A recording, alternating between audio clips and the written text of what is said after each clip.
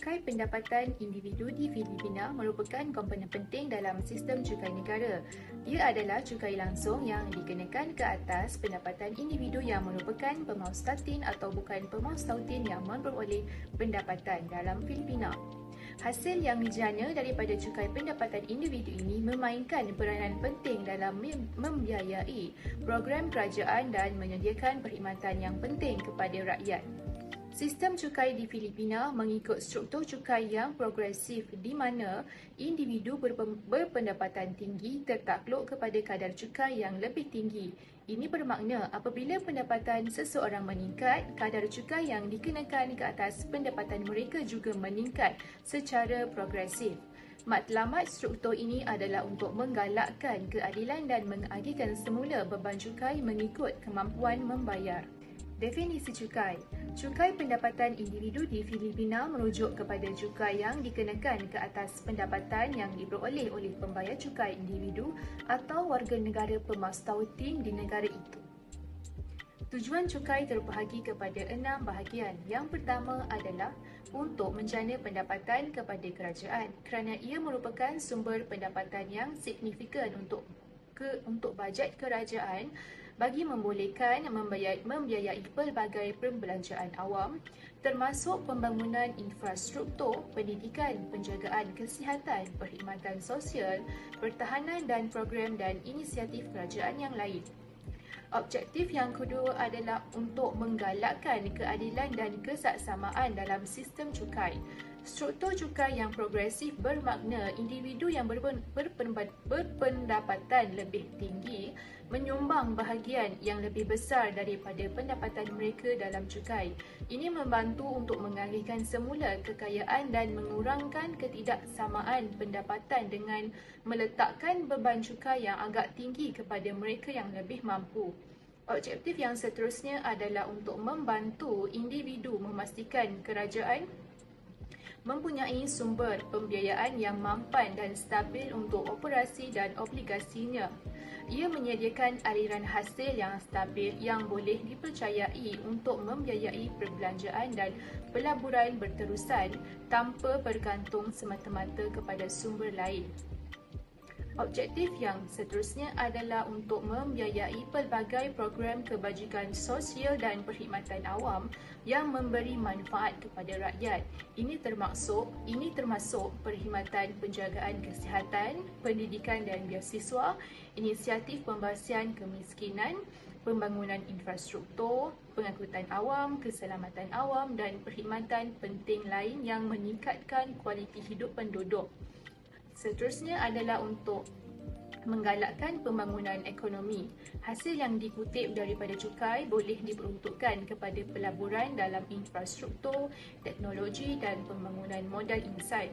Pelaburan ini seterusnya menyumbang kepada pertumbuhan ekonomi, penciptaan, pekerjaan dan kesejahteraan keseluruhan masyarakat.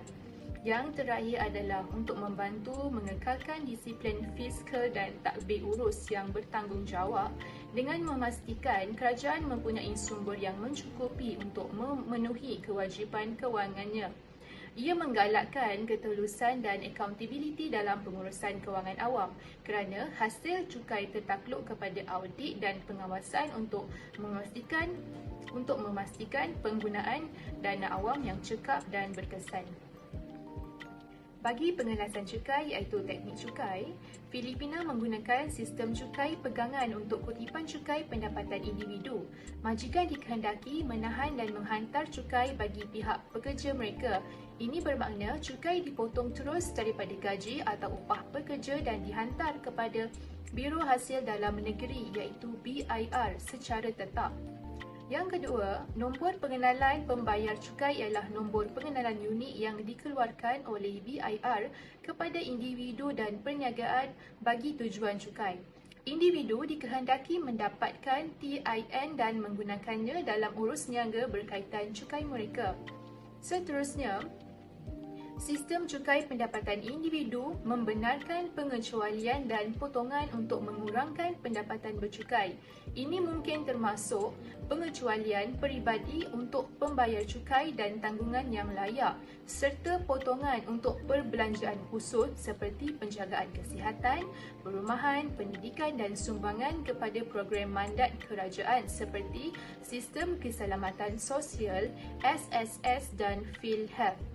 Yang keempat ialah BIR menjalankan audit cukai dan aktiviti penguatkuasaan untuk memastikan pematuhan kepada peraturan cukai pendapatan individu. Ini melibatkan semakan penyata cukai, menjalankan penyiasatan dan mengesahkan ketepatan dan kesempurnaan pendapatan yang dilaporkan oleh pembayar cukai. Seterusnya, BIR menggalakkan pengfailan elektronik dan pembayaran cukai untuk menyelaraskan proses cukai dan meningkatkan kecekapan. Pembayar cukai boleh memfailkan penyata cukai mereka secara elektronik melalui platform dalam talian dan ditetapkan oleh BIR. Yang terakhir ialah BIR menyediakan bantuan pembayar cukai dan program pendidikan untuk membantu individu memahami kewajipan cukai mereka dan mematuhi undang-undang cukai. Ini termasuk penyebaran panduan cukai, penerbitan dan sumber dalam talian, serta penubuhan pusat perkhidmatan pembayar cukai dan talian hotline untuk menangani pertanyaan dan kebimbangan pembayar cukai. Bagi pengelasan cukai iaitu struktur kadar cukai yang harus dibayar oleh setiap individu adalah bergantung kepada pendapatan yang mereka miliki. Seperti di dalam jadual, kadar cukai pendapatan individu tahun 2021 dan 2022 dan pada tahun 2023 adalah pada kadar yang berbeza. Pada tahun 2023, kadar cukai yang ditetapkan adalah lebih rendah berbanding tahun-tahun sebelumnya bagi menggalakkan pertumbuhan ekonomi, mengurangkan beban cukai ke atas individu serta menangani ketidaksamaan pendapatan. Berikut merupakan purata kadar cukai pendapatan peribadi di Filipina. Purata kadar cukai pendapatan peribadi di negara Filipina berada pada 32% sejak tahun 2014 dan angka ini kekal sehingga tahun 2017. Namun begitu, angka ini telah melonjak kepada 35% pada tahun 2018 dan kekal sehingga kini. Terdapat beberapa perubahan yang telah dilakukan oleh kerajaan Filipina bagi menstabilkan kadar cukai di negara itu sejak tahun pengenalannya sehingga kini. Antara perubahan yang dilakukan oleh kerajaan Filipina adalah seperti berikut. Pada tahun 1997, kerajaan Filipina telah memperkenalkan Akta Pembaharuan Cukai Pendapatan Filipina. Pada tahun 2019, pengurangan tarif excise telah dilaksanakan. Pada tahun 2017, kerajaan Filipina telah melancarkan pembaharuan cukai untuk pecutan dan kemasukan ataupun dikenali sebagai TRAIN yang merombak sistem cukai hasil. Pada tahun 2018, ambang cukai bukan cukai sekali lagi dinaikkan sebagai sebahagian daripada perubahan yang terhasil daripada TRAIN. Disebabkan oleh pandemik COVID-19, kerajaan Filipina sekali lagi telah memperkenalkan beberapa pelarasan kepada sistem cukai hasil berkaitan pandemik bagi rakyatnya yang terjejas dengan wabak ini. Terdapat dua prinsip percukaian yang dilaksanakan di Filipina. Prinsip percukaian ini adalah prinsip equity dan prinsip keberkesanan. Prinsip equity menekankan aspek kemajuan di mana kadar cukai akan meningkat sekiranya pendapatan meningkat. Selain itu, peningkatan ambang beban cukai. Prinsip ini memberikan pelepasan cukai kepada individu yang berpendapatan rendah dan mengurangkan beban mereka yang berada dalam kategori ini. Prinsip yang kedua adalah prinsip keberkesanan. Prinsip ini adalah berbentuk sokongan untuk pertumbuhan ekonomi inklusif. Sistem excise hasil yang berkesan dan cekap dapat memastikan sumbangan yang adil daripada individu dan menggalakkan pembangunan sektor ekonomi yang pelbagai. Berikut merupakan data hasil cukai pendapatan individu di Filipina dari tahun 2010 hingga 2020. Hasil cukai pendapatan individu di Filipina yang terendah adalah pada tahun 2010 sebanyak 167605 juta peso Filipina, manakala yang tertinggi adalah pada tahun 2020 sebanyak 467997 juta peso Filipina. Tahun 2020 mempunyai hasil cukai tertinggi kerana kerajaan bertindak menaikkan kadar cukai kepada 35%. Seterusnya ialah kesan cukai kepada kerajaan. Pertama, dapat mengurangkan kebergantungan kerajaan terhadap pinjaman. Hal ini kerana hasil kutipan cukai yang diperoleh kerajaan Filipina boleh menjadi pendapatan tambahan sekaligus mengurangkan kebergantungan kerajaan terhadap pinjaman. Berdasarkan data dapat dilihat hutang Filipina yang semakin menurun setiap tahun. Pada tahun 2010, peratus hutang kerajaan Filipina adalah sebanyak 50.2%, telah menurun kepada 48.8%, tetapi naik semula kepada 49.2% pada 2012, tetapi menurun semula kepada 47.1% dan semakin menurun kepada 43.4% pada tahun 2014. Kesan seterusnya adalah dari segi garis kemiskinan nasional. Cukai dapat mengurangkan kemiskinan nasional. Hal ini kerana hanya 16.7% rakyat Filipina berada di bawah garis kemiskinan nasional pada tahun 2018 berbanding 23.3% pada tahun 2015. Perkara ini menunjukkan ramai rakyat Filipina yang berjaya keluar daripada kedudukan di bawah garis kemiskinan.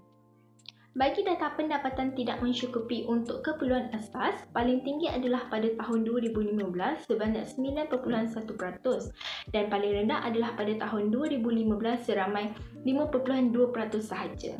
Hasil ini dapat dicapai atas usaha kerajaan melaksanakan pelbagai program membasmi kemiskinan dalam kalangan rakyat seperti program 4P dan program pemindahan tunai bersyarat. Seramai 4.3 juta isi rumah di Filipina mendapat manfaat kesihatan, pendidikan dan wang. Program ini turut dapat dilaksanakan kerana hasil kutipan cukai kerajaan yang diagihkan kepada golongan miskin. Antara kesan terhadap ekonomi pula telah mengurangkan kadar pengangguran. Filipina telah melaksanakan pelbagai inisiatif untuk menyediakan peluang pekerjaan yang lebih banyak bagi mengurangkan kadar pengangguran di dalam negara. Pengangguran boleh mengakibatkan masyarakat tidak dapat memaksimumkan tahap kemakmuran yang ingin dicapai. Hal ini terjadi kerana pengangguran boleh menyebabkan pendapatan yang dicapai oleh masyarakat akan lebih rendah daripada pendapatan yang sepatutnya. Pengangguran juga memberi kesan kepada ekonomi negara kerana pendapatan hasil cukai terjejas atas sebab pendapatan masyarakat dalam menurun. Kesan cukai kedua adalah meningkatkan kadar inflasi. Mulai tahun 2018 1 Januari, kerajaan Filipina telah menguatkuasakan satu dasar percukaian yang lebih komprehensif yang dikenali sebagai Tax Reform for Acceleration and Inflation atau TRIM atau Akta Republik nombor 10963. Dalam dasar ini, beberapa pindaan telah dibuat ke atas sistem percukaian negara. Misalnya, kadar maksimum cukai pendapatan individu telah ditingkatkan kepada 32% kepada 35%. Sebenarnya, reformasi sistem percukaian ini telah memotong cukai pendapatan secara keseluruhan dan hanya golongan kaya akan dikenakan cukai yang lebih banyak. Namun demikian, kadar cukai eksis sebagai bahan api, minuman bergula dan kenderaan adalah dipertingkatkan. Antara kesan cukai terhadap masyarakat pula adalah telah meningkatkan peluang pendidikan. Pendidikan rendah dan menengah adalah sangat penting dalam membangunkan kemahiran pembelajaran asas dan membentuk seorang individu yang produktif. Kerajaan Filipina telah berusaha dalam membina dan meningkatkan modal insan melalui pendidikan berkualiti supaya dapat mendorong kepada pertumbuhan ekonomi negara menerusi kemajuan teknologi, inovasi dan tenaga kerja mahir. Yang kedua adalah telah meningkatkan perlindungan sosial. Kutipan cukai digunakan oleh kerajaan untuk membantu rakyat Filipina yang miskin supaya mereka tidak dipinggirkan oleh negara. Biasanya, hasil cukai negara adalah dikutip daripada golongan yang kaya. Pengagihan semula wang dalam bentuk cukai daripada golongan ini kepada kumpulan yang miskin adalah menerusi sistem percukaian negara yang cekap dan berkesan. Kesimpulannya, pengurangan cukai di Filipina telah memberikan impak positif seperti mengurangkan kebergantungan kepada pinjaman, mengurangkan kemiskinan, mengurangkan pengangguran dan memberi perlindungan serta bantuan kepada rakyat. Walau bagaimanapun, peningkatan paras eksais juga boleh menjejaskan inflasi. Oleh itu, adalah penting untuk mencari keseimbangan yang tepat dalam melaksanakan cukai eksais bagi memaksimumkan faedah dan meminimumkan kesan negatif.